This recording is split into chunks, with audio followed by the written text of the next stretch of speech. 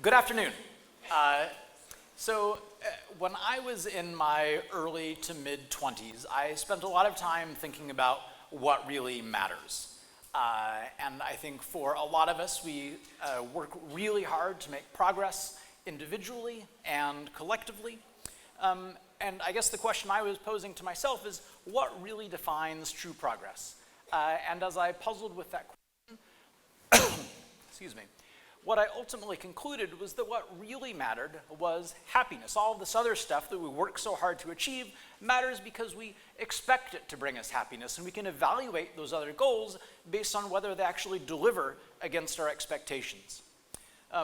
What I would call sort of the paradox of happiness is that our traditional notions of progress have only a weak relationship to happiness itself. In my country, the United States, we've had these tremendous improvements in the objective conditions of human life in the last 50, 60, 70 years. But if you look at the trend in happiness, it's essentially flat, which I think should really force us to step back and think about what kind of progress we want and how can we pursue happiness more effectively. And that's why I now spend my time as a scientist collecting and understanding data on happiness and trying to at least make a tiny contribution to this effort.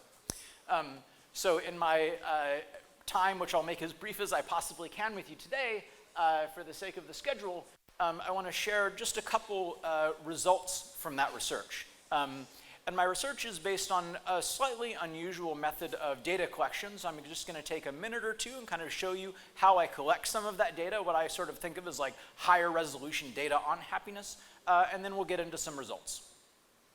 Does that make sense? Okay. So I collect data through a platform called Track Your Happiness, and basically this is a smartphone platform for collecting real-time happiness data. And the way this works is that I signal people at random moments in the course of their daily lives, and then basically give them short surveys about their experience in the moment just before the signal. And by doing that repeatedly, I get this sort of composite image of how people spend their time, how they actually feel, what they spend their time thinking about, and so on. So if you were a participant in my study, you'd get notified, and then you might answer some questions like these. How do you feel right now? On a scale ranging from very bad to very good, which is what I'm going to call happiness. It's basically the valence of your experience. What are you doing? From working to eating, watching TV. Where are you? Are you alone? Are you talking with anyone? Which people, if so? What time did you go to sleep last night? When did you last exercise? All kinds of different things. And we've been fortunate I guess we launched this project in 2009, so it's now getting to be 7 or so years of tracking people's happiness.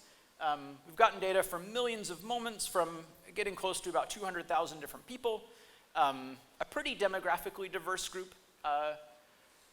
The study is sort of based out of the US because that's where I'm from, and it's all in English, so we're certainly not getting, perfect representation around the world, but we are getting about a third of the people internationally, so we can try to understand, are any conclusions we're drawing somehow specific to the US, or are they at least somewhat more broadly generalizable?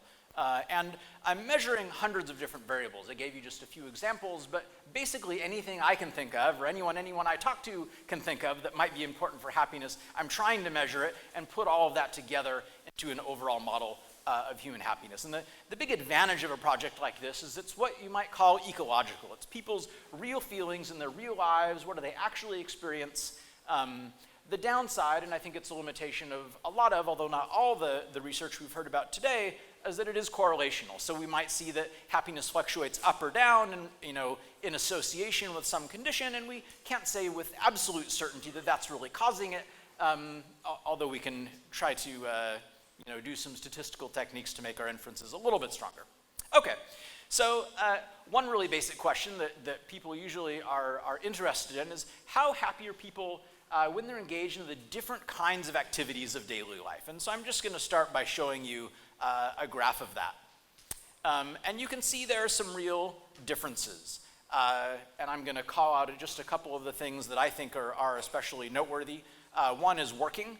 People's happiness when they're working is basically at the bottom of the barrel. And ironically, sadly, that is by far the single most common answer people provide. So they're kind of spending the most time doing the thing that seems to make them the least happy. Another one that's interesting is children. We could do a whole talk just about kids and parents, but not especially happy in those moments. Watching television, we're obviously doing that during our leisure time. We could be doing basically anything. Doesn't seem to be associated with very high levels of happiness.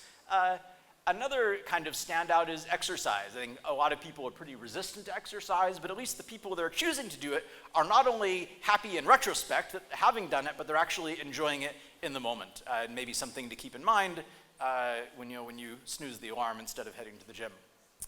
Okay, so to kind of frame up the two sort of sets of results I want to share, I just want to show you results from two questions. The first question is, so I'm asking this, remember, of people sort of in real time as they're going about their life. I might ask them, are you doing something in particular? They could say no. They answer that way infrequently. Usually they say yes, I'm doing something in particular, and I want to know, is that thing pleasant, neutral, or unpleasant? And I might also ask them, are you thinking about something other than what you're doing? Again, they could say, no, I'm focused only on my task, or I am thinking about something else, and again, pleasant, neutral, or unpleasant sort of content. And when I put those two questions together and try to predict happiness, this is what I see. There is a big portion of unique variance explained by both of those factors. A bunch of variance explained uniquely by the happiness you derive from what you're doing, and a bunch of variance uniquely determined by the contents of your thoughts in this relatively small portion of overlapping variance. And that contrast is going to get even more extreme when we break it down further. So this notion of task-unrelated thought, thinking about something other than what you're doing, is what I call mind-wandering. And when people are in a non-mind-wandering state, of course, we don't have any valence of their thoughts because they're not having any, but the valence of what they're doing is a really strong predictor of their happiness. When people are engaged in this task-unrelated thought, suddenly the explained variance really shifts. And what matters is what we're thinking about, and sort of what's going on out in the external world is much less strong a predictor. And what I sort of conclude from that, and actually a lot of other questions that I don't have time to share with you today, is that it seems like there are these two, largely, although not completely independent channels that are affecting happiness. This kind of internal channel that's about our thoughts, and this external channel that's about all the other stuff that we're doing out in the world. And what I'd like to do is kind of share two little sets of results that explore mind wandering on the internal side, the sort of task-unrelated thought, and on the external channel, I'm going to share some data about the relationship between happiness and our interactions with other people. Does that make sense? Okay. All right, so mind wandering. As human beings, we have this kind of cool ability to think about something other than what's going on right now. As far as I know, squirrels and dogs and all kinds of other animals, don't spend their time sitting around daydreaming about, 10 years from now, or what happened yesterday. We, on the other hand, this woman's sitting in a meeting and she could be thinking about what's happening tomorrow, what happened last night. She could be imagining, what happens if we made a pizza out of Oreo cookies or whatever it is. And I think this capacity to imagine things in the non-present, including imagining things that don't even exist, is part of what makes us really special. We can imagine the pyramids or the iPhone or democracy. And even if that doesn't exist, we might imagine it and then actually bring it into reality. The question I want to investigate is, how does our sort of use of this really amazing, important ability relate to our happiness? And really there are two possibilities. If you look at kind of the mindfulness tradition or some of the Eastern traditions, you might predict that people should really stay rooted in the present, that that's where we're going to find the most happiness. On the other hand, when our mind wanders, it's sort of unconstrained in a way that's fundamentally different than our interaction with the real world. Since we know people want to be happy, it would make sense that when you sort of engage in mind wandering, you might be escaping to someplace better. So to find out, I'm going to show you data based on three questions: a happiness question, an activity question, and this mind wandering question. Are you thinking about something other than what you're currently doing? And this is what I find. So people's minds wander a lot. 47% of the time, people say they're thinking about something other than what they're currently doing, which I think is kind of incredible. Probably means a lot of you are doing that right now, and I won't hold it against you. And it depends a little bit what you're doing. It turns out when you're doing something like taking a shower, your mind is wandering quite a bit. Certainly that's my experience. And as you do some somewhat more engaging things, mind wandering goes down. Working about 50% of the time, 40% of the time for exercise. But basically, at least 30% of the time across activities, people's minds are wandering, which suggests that this isn't just frequent overall, it's sort of ubiquitous. It pervades all the different activities of the human experience, which I think makes it especially important to understand whether mind wandering is adding or subtracting to our happiness. And what I find when I compare the levels of happiness that people experience is that mind wandering is associated with less happiness. Now, you might look at that and say, okay, maybe that's true when people are wandering away from things they enjoy, like listening to music, talking to other people, having a meal. Those are things people tend to enjoy, and lo and behold, when people's minds wander away from those activities, they're less happy. And maybe that's unsurprising. But what about when we're doing things we don't especially enjoy, like being stuck in traffic or doing some drudgery task at work? It kind of seems like we could maybe go somewhere else inside of our head and derive a little bit of additional happiness from that.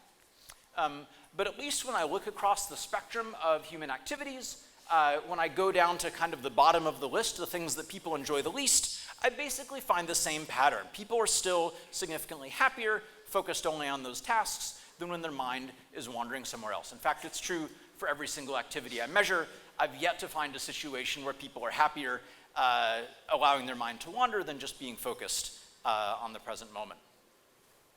So that's kind of treating mind wandering as if it's just one thing, but of course, as you already know, I have a little data on the valence of those thoughts, and that turns out to be important. So we know that there's a certain level of happiness associated with being present focused, with not mind wandering, and it turns out when you're thinking about something pleasant, you're not actually any less happy, although I would also point out you're not any happier. You're sort of at a pretty similar level. But as your mind wanders away to neutral topics, there's a lower level of happiness. And this is the big one. When you're thinking about something unpleasant, you're anxious, you're worried, you're regretful of the past, that is where there is a huge associated reduction in happiness. And I kind of like to think of this as like a slot machine or some kind of terrible gambling endeavor where you have a chance to like lose a little bit, a moderate amount, or a lot of money. And if this were a casino, you would of course never want to do that, and yet we're basically spending half of our lives letting our mind wander away, and sometimes it's going to go to these really unpleasant things. Does that make sense? Okay. So, at least for me, this really raises the question of like, what in the world are we spending all this time thinking about? And I have a bunch of different answers to that question, but I'm going to show you at least one of them right now, which is the sort of temporal frame. It turns out when people's minds are wandering, they're almost wandering towards the future. The past actually is pretty small.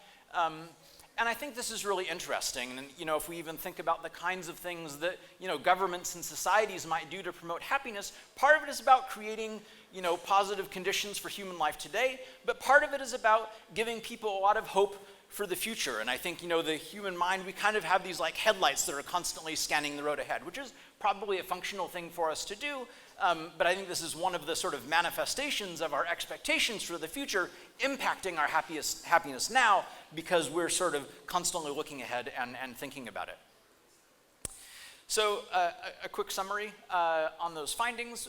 We see that mind wandering is both frequent and ubiquitous. It seems to mostly be about the future. It's associated with lower levels of happiness, and we see that when people are wandering away from basically any activity, even things they don't enjoy very much. And that this makes up an important but distinct determinant from happiness from sort of external factors. All right.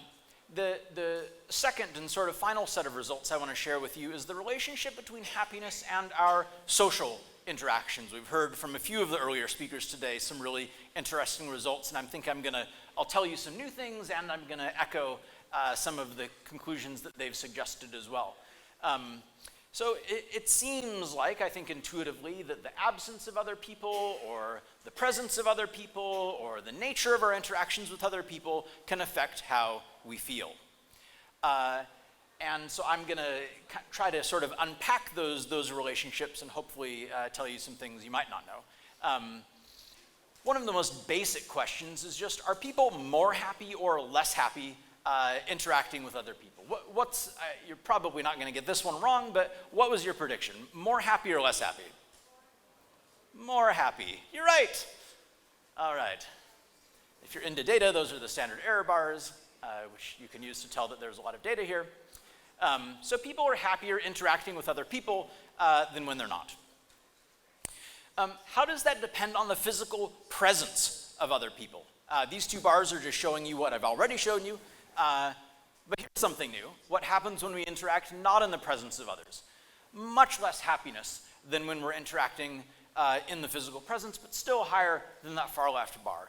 But what happens when we're just sort of around other people? I think, we often think, well, go to the coffee shop to work or do something where I can kind of have other people around me. It turns out for happiness, there is, at least on a correlational basis, no benefit whatsoever for that. The only reason you would get more happiness is because it gives you the opportunity to actually engage with other people. Building on that idea that it's the interaction itself that is actually important, I asked people currently engaged in an interaction over the last 10 minutes, how much of the time have you been interacting? And it turns out whether it's almost none of the time, some of the time, half the time, most of the time, or all of the time, there is this steep upward slope in happiness. And so on the right-hand side, we have a pretty exceptionally high level of happiness compared to lots of other things. And on the left, almost none of the time, it's basically the same as not interacting at all. So there's a really strong kind of intensity component to all of this.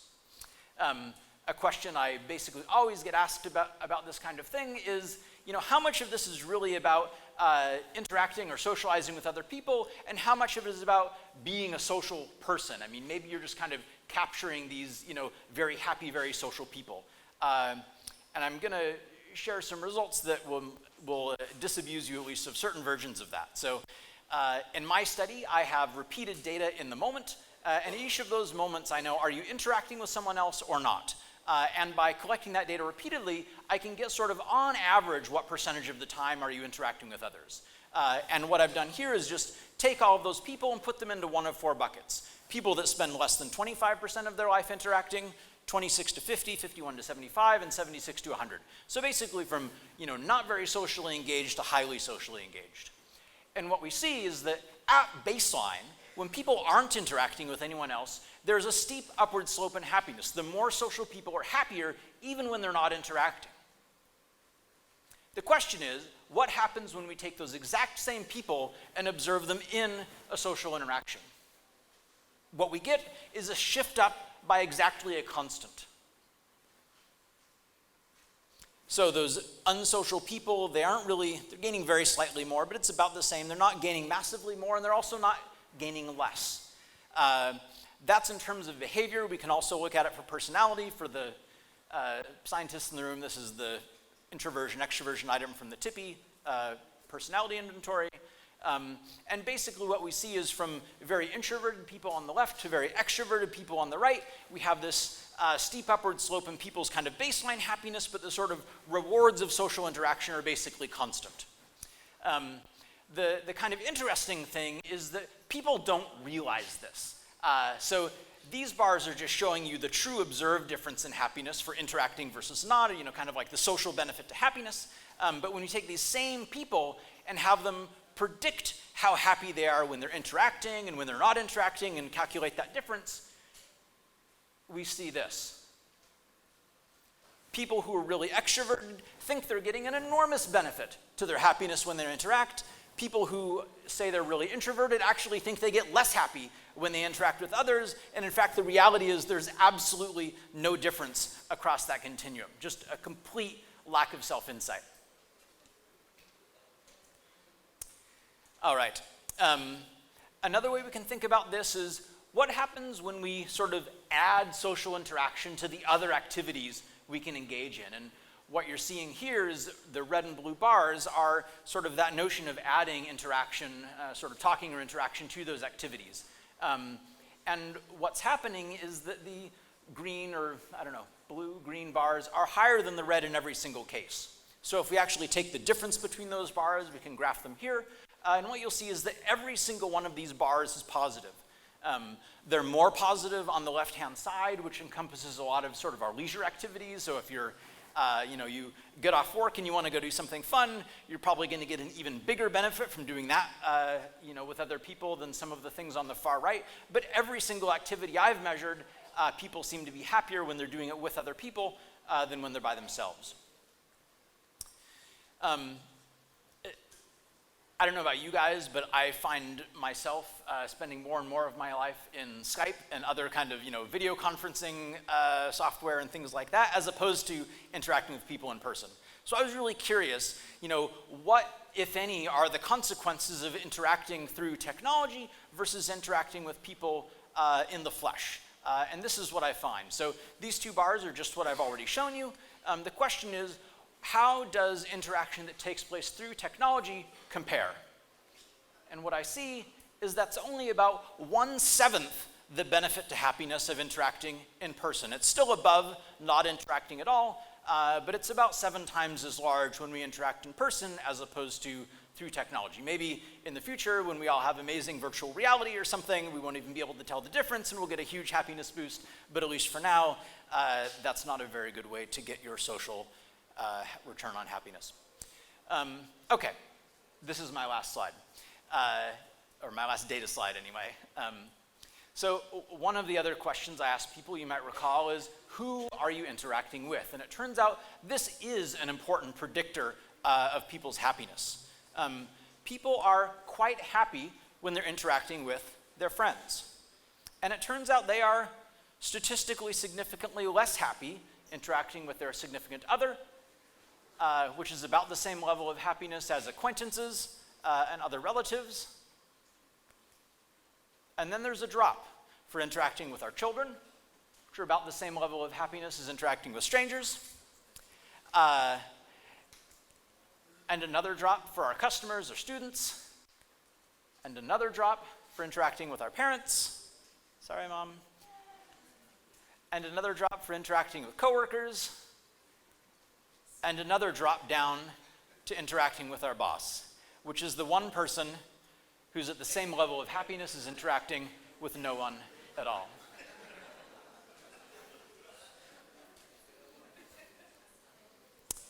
All right, so what did we just learn? It seems that happiness really benefits from interacting with other people both often and deeply. We saw evidence that the mere presence of other people isn't enough. In fact, it doesn't really give us anything other than the opportunity to actually engage. We saw a huge 7x difference in the benefits from in-person versus technology-based interaction. We saw some real differences in happiness based on who we're interacting with our friends at the top, and that's not just because we do more fun things with our friends than our spouse. That actually still persists when you control for other things. But we also find that adding people in the form of social interaction makes everything else that we can do better. Thank you very much.